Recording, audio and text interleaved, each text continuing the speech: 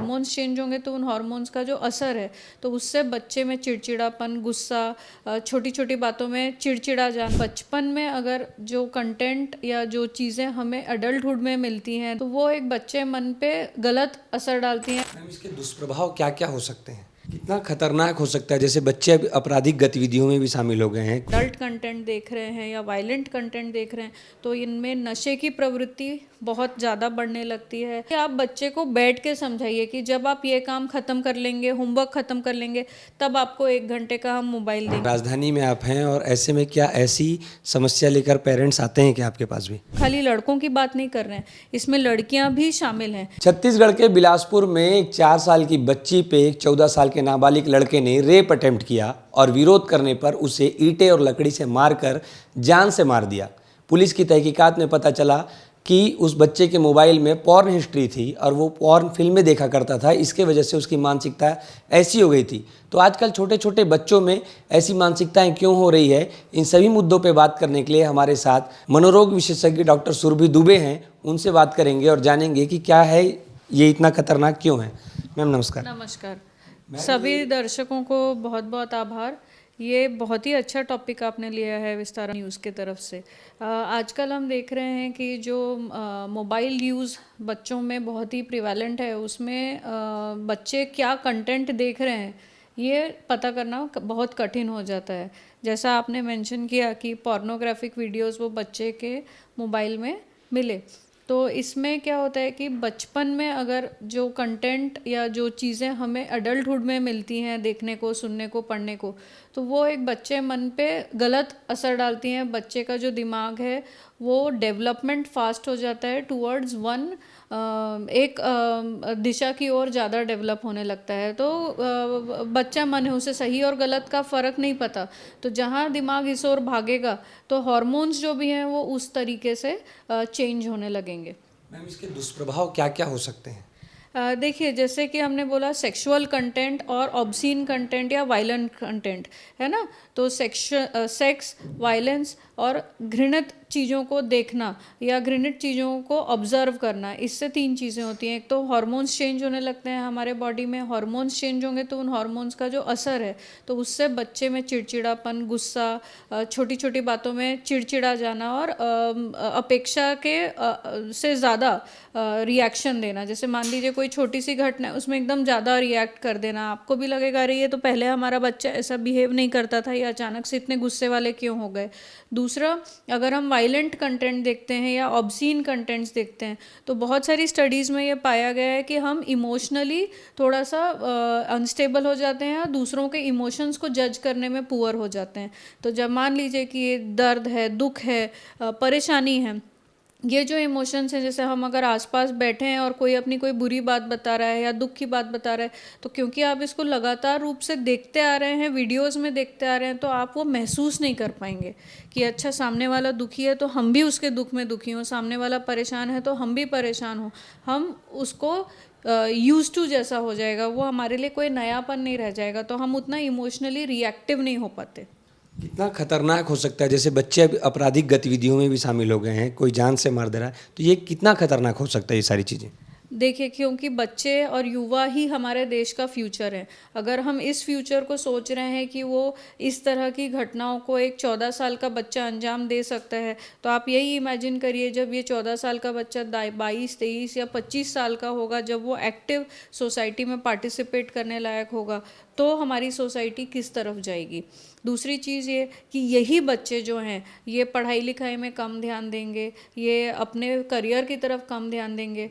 अगर ये व्यूज़ देख रहे हैं, इस तरह के वीडियोस देख रहे हैं, अडल्ट कंटेंट देख रहे हैं या वायलेंट कंटेंट देख रहे हैं, तो इनमें नशे की प्रवृत्ति बहुत ज़्यादा बढ़ने लगती है।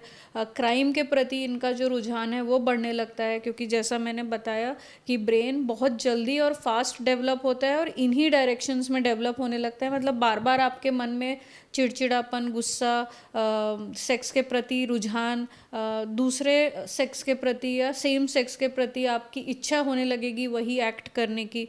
दिमाग में चाह के या नहीं चाह के भी वही बातें आती रहेंगी रिपीटेडली, और बच्चे इन चीज़ों में आगे बढ़ने लगते हैं। तो कहीं ना कहीं हम देखते हैं कि क्राइम और जो नशे की प्रवृत्ति है वो समाज में बढ़ती जाएगी। मैम आज का जो युग है इसमें बच्चे छोटे छोटे बच्चे भी मोबाइल बहुत यूज़ करते हैं और मोबाइल के हिस्से ही ये लोग ये सारी चीज़ों को एक्सेस करते हैं।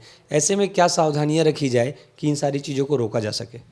देखिए आज के युग में हम टेक्नोलॉजी से बच्चे को अलग नहीं कर सकते, पर हम ये कर सकते हैं कि अभिभावक या केयर गिवर के तौर पे, बड़ों के तौर पे हम ये कर सकते हैं कि हम मोबाइल यूज़ को और इंटरनेट यूज़ को कम कर दें या रिस्ट्रिक्टेड कर दें, कि पढ़ाई लिखाई के लिए ही किया जाए। मोबाइल्स में आजकल किड्स ओनली का भी ऑप्शन है, रिस्ट्रिक्टिव यूज़ का ऑप्शन है। आप बच्चे की मोबाइल हिस्ट्री चेक करिए, कोशिश करिए कि आपका गूगल अकाउंट सेम हो, ताकि आप कहीं दूर बैठ के भी अपने बच्चे का क्या हिस्ट्री है, सर्च हिस्ट्री है, क्या व्यू हिस्ट्री है, वो आप देख पाएँ, लास्ट सीन देख पाएँ। बच्चों को सही कितना देर हम मोबाइल देना चाह रहे हैं वो भी आप डिसाइड कर सकते हैं। कई टाइम ऐसे होता है कि पेरेंट्स बोलते हैं बच्चे हमारी बात मानते नहीं हैं, सुनते नहीं हैं, मोबाइल ले लेते हैं। इन केसेस में हम ये कर सकते हैं कि आप बच्चे को बैठ के समझाइए कि जब आप ये काम ख़त्म कर लेंगे, होमवर्क ख़त्म कर लेंगे, तब आपको 1 घंटे का हम मोबाइल देंगे या आधी घंटे का हम मोबाइल देंगे। बहुत टाइम पेरेंट्स बताते हैं कि स्कूल से या ऑनलाइन क्लासेस जो चलती हैं या यूट्यूब वीडियोस हैं वही बच्चे देखते हैं। तो इन केस ऐसा है कि हम यूट्यूब पे पढ़ाई कर रहे हैं या ऑनलाइन वीडियो से पढ़ाई कर रहे हैं, तब भी हमें इन चीज़ों का ध्यान रखना है कि बच्चा कितनी देर में क्या देख रहा है। तो बीच बीच में आप जाके चेक कर सकते हैं कि बच्चे वही चीज़ देख रहे हैं कि नहीं। अब हमारे साथ एक दिक्कत ये भी होती है कि दोनों पेरेंट्स वर्किंग है। इन दैट केस आप अपने गूगल अकाउंट को सेम रखिए, ताकि आपको पता रहे कि हमारा बच्चा किस साइट पे कितना ज़्यादा देर समय व्यतीत कर रहा है, जो कि आजकल ऑप्शंस अवेलेबल है मोबाइल फ़ोन्स पे। मैम इन सारी चीज़ों को, इन गतिविधियों को रोकने के लिए अपार्ट फ्रॉम दिस मोबाइल वाले जो चीज़ें हैं, इसको छोड़कर और क्या क्या उपाय किए जा सकते हैं? इम्पॉर्टेंट ये है कि हम बच्चों को फिज़िकल एक्टिविटीज़ में एनरोल कराएं। आजकल जो हम देख रहे हैं टेंडेंसी की पढ़ाई करो, स्कूल से आके ट्यूशन जाओ, कहीं ना कहीं बच्चों में ये जो फिज़िकल आउटलेट है अग्रेशन का, वो निकलना बहुत ज़रूरी है। सोशल इंटरेक्शन बहुत ज़रूरी है, जो मैंने आपको पहले मेंशन किया कि सोशली हम इंटरेक्टिव नहीं है, और जो हम ये जो व्यूज़ देख रहे हैं, जो कंटेंट देख रहे हैं, उससे हम दूसरों के इमोशंस को समझने में भी थोड़ा सा पुअर होते जा रहे हैं। तो इसलिए हमें बच्चों को मोबाइल छोड़ के एक्चुअल फ्रेंड्स के साथ खेलो, कंपटीशन करो। गर्ल्स और बॉयज़ कैसे हेल्दी खेल सकते हैं विदाउट लड़ाई झगड़ा, हम किस तरीके से बच्चों को पार्टिसिपेट करा सकते हैं। तो जहाँ हम वो फिज़िकल अग्रेशन निकाल देंगे, तो जो दिमाग में हमारे गुस्सा भरा है, चिड़चिड़ापन भरा है, उसका एक आउटलेट आ जाता है। तो आप फुटबॉल खेलना है या बैडमिंटन खेलना है या घर के आसपास कोई पार्क है वहाँ जाना है, स्विमिंग करना है, इस तरह की एक्सरसाइजेज में बच्चों को पार्टिसिपेट कराएं। कोई ग्रुप एक्टिविटीज़ में पार्टिसिपेट कराएं, जैसे ड्राइंग, पेंटिंग, क्रिएटिव चीज़ों में पार्टिसिपेट कराएं। उससे भी बच्चों का दिमाग बहुत ग्रो करता है। और ये हमने बहुत सारी स्टडीज़ में देखा है कि जो बच्चे इस तरह की चीज़ों में पार्टिसिपेट करते हैं, वो लाइफ में जो बच्चे खाली पढ़ाई कर रहे हैं उनसे ज़्यादा अच्छा परफॉर्मेंस देते हैं और ज़्यादा अच्छी उनमें कोपिंग स्किल्स होती हैं। मैम राजधानी में आप हैं और ऐसे में क्या ऐसी समस्या लेकर पेरेंट्स आते हैं क्या आपके पास भी? बहुत कॉमन हो गया है ये कि बच्चे मोबाइल देखते हैं और मोबाइल में ऐसे कंटेंट देखते हैं जिससे दिमाग के ऊपर बुरा प्रभाव पड़ रहा है। जो टॉपिक अभी हम डिस्कस कर रहे हैं उसी के बारे में बहुत सारे पेरेंट्स आते हैं। हम खाली लड़कों की बात नहीं कर रहे हैं, इसमें लड़कियां भी शामिल हैं कि ये कंटेंट लड़कियां देख रही हैं। फिर लड़कियां ऑनलाइन फ्रेंड्स बनाते हैं। और सबसे बड़ी दिक्कत ये हो गई है कि आप मोबाइल पे एज नहीं जज कर पाते कि सामने वाला किस एज का है, और वो बच्चियों को बोलते हैं कि ये फ़ोटो भेजो, न्यूड फ़ोटोज़ भेजो, और बच्चियां उन बातों में आके एक दूसरे के साथ, बच्चे और बच्चियां दोनों अपनी फ़ोटोग्राफ्स, इनडिसेंट फ़ोटोग्राफ्स शेयर करने लगते हैं। और कहीं ना कहीं जैसा हमने बहुत टाइम देखा है, ब्लैकमेलिंग वाली चीज़ें और ये आने लगता है। तो इन चीज़ों के लिए मुझे लगता है कि हमें बहुत ज़्यादा सजग रहना ज़रूरी है एज पेरेंट्स आज की डेट में।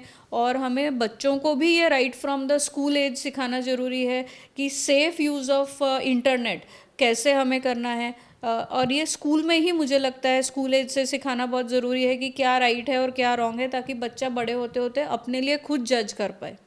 बच्चियों के लिए कहा जाता है मैम कि उन्हें बैड टच और गुड टच के बारे में ही बताया जाए ताकि वो सजग रहें। ये क्या चीज़ होती है, इसे भी अच्छे से समझा दीजिए। देखिए, बैड टच और गुड टच के बीच में जो फ़र्क हम बोलते हैं, मुझे लगता है बच्चे, लड़कों को और लड़कियों दोनों को इसको सिखाने की आज के टाइम पे ज़रूरत है। बैड टच ये है कि आपको कई लोकेशंस ऐसी हैं, जैसे चेस्ट एरिया है, प्राइवेट एरियाज़ हैं, बटॉक्स है, लोअर बैक है, जहाँ पे आपको अगर कोई टच कर रहा है, चीक्स पे किस कर रहा है, अपार्ट फ्रॉम चीक्स कहीं दूसरी जगह अगर किस कर रहा है कोई, तो हमें बच्चों को बताना है कि ये दूसरों के लिए नहीं है, ये खाली आपके घर के पेरेंट्स कर सकते हैं या घर के बड़े कर सकते हैं। अगर कोई और इन जगहों पे टच कर रहा है और आपको परेशानी हो रही है उस टच से, तो आप उसको मना करिए, या अपने टीचर को या कोई ही सीनियर पर्सन जो है स्कूल में अवेलेबल या घर में अवेलेबल है उन्हें बताइए। और ये दोनों के लिए है, गर्ल्स के लिए भी और बॉयज़ के लिए भी। Thank you ma'am.